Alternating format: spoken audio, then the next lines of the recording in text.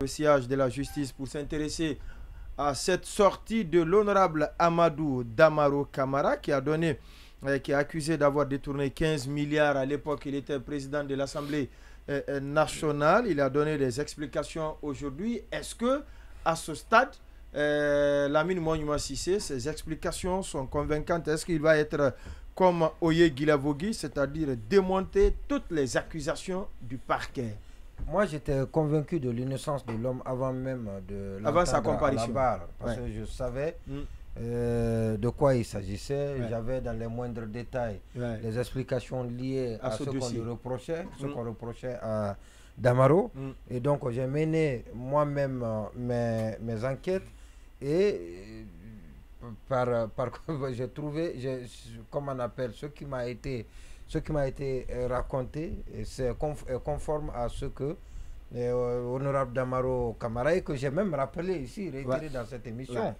Alors donc, et je l'ai dit que la seule façon, en ce moment-là, de se blanchir et de laver son honneur, c'est d'accepter d'aller.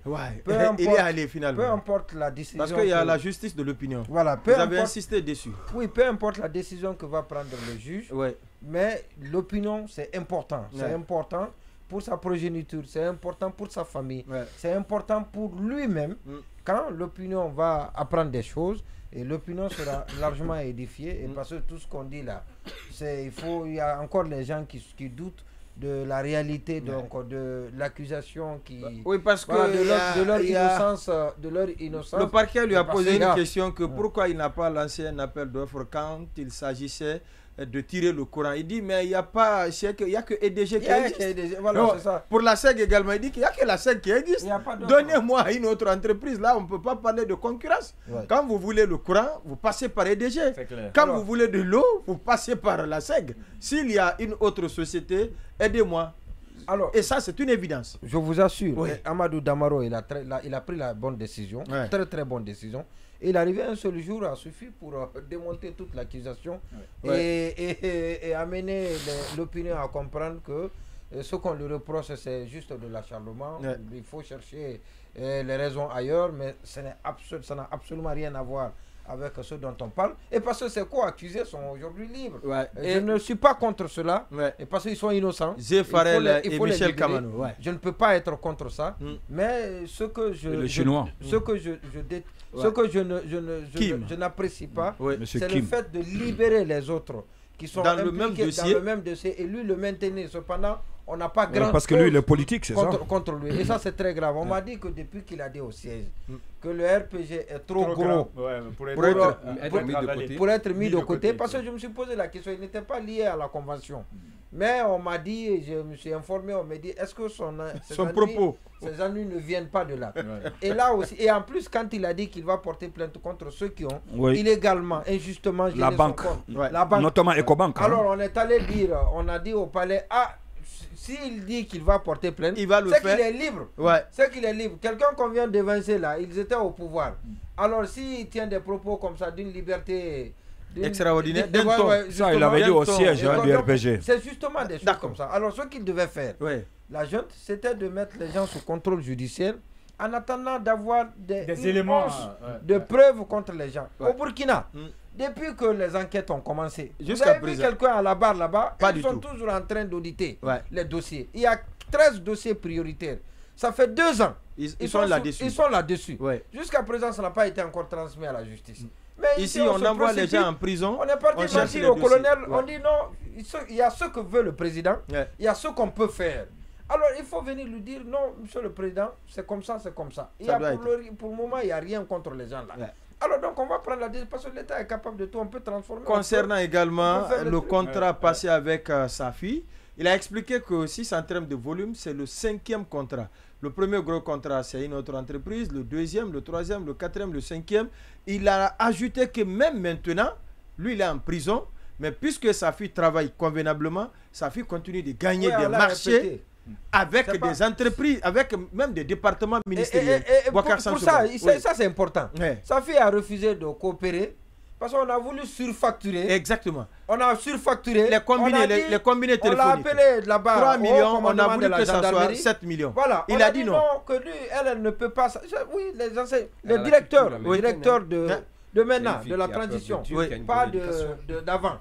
C'est les responsables de cette transition-là qui ont voulu mêler sa fille dans cette combine-là et qu'elle a refusé. Et ça, on le sait tous. Non, allez-y. Non, je suis tout à fait d'accord avec Monument. On emprisonne, on jette les gens en prison et puis on court après les preuves. Vous savez, Dieu merci, comme on le dit souvent, et on ne cessera jamais de le dire, que le temps est le meilleur juge. Aujourd'hui, Damaro, avec la patience, avec l'endurance et puis la sérénité, la persévérance dont il a et le stoïcisme qu'il a su incarner avec, malgré les épreuves difficiles qu'il a subies, aujourd'hui est parvenu dans l'opinion à démontrer que ce procès n'est qu'une simple machination. Vous avez vu, c'est une déculottée pour la CRIEF. C'est une humiliation. Et même les gens qui étaient à la CRIEF, c'est des gens, on a l'impression que c'est des gens qui n'étaient pas du tout préparés à affronter un Damaro. Vous savez, ce n'est pas la parole. Mais il a démontré par tous les moyens que ce qu'on est en train de dire, ce n'est pas du tout un détournement. C'est un acharnement. Et mieux, ce que les gens là doivent comprendre, puisque eux, ils sont dans l'incapacité d'apporter des preuves contre les accusations. Vous avez vu, il y a un problème qui se pose actuellement. Vous avez entendu parler de Pascaline Bongo du côté du Gabon, l'ancienne première dame, qui doit comparaître en début de mois du côté de la France pour des pots de vin soupçonnés de près de 8 millions d'euros avec une société française du nom de Ijus. Interrogez-vous aujourd'hui, cette société Ijus est en Guinée. Elle est décriée par Rio Tinto.